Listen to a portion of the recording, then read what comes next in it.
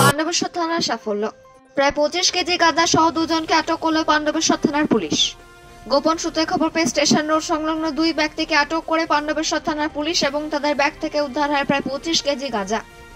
প্রশাসন সূত্রে জানা যায় তারা বিহার থেকে ঝাড়খণ্ডে পাচার করছিল গাঁজা। পুলিশ গোপন সূত্রে খবর পেয়ে তাদেরকে আটক করে এবং তাদের কাছ থেকে উদ্ধার হয় প্রায় 25 কেজি গাঁজা।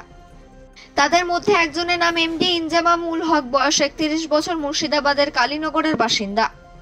অপর আরেকজনের নাম ওয়াজুল ইসলাম, বয়স 24 বছর, পশ্চিম বর্ধমান জেলার রানীগঞ্জের বাসিন্দা। আজকে তাদেরকে আসানসোল জেলা আদালতে পেশ করা হয় এবং মহামান্য আদালতের কাছে 7 দিনের পুলিশি হেফাজতের আবেদন করা হবে বলে জানা যায় পুলিশ সূত্রে। পাণ্ডবেশ্বর থেকে জিৎ মিশ্রের রিপোর্ট, নিউজে।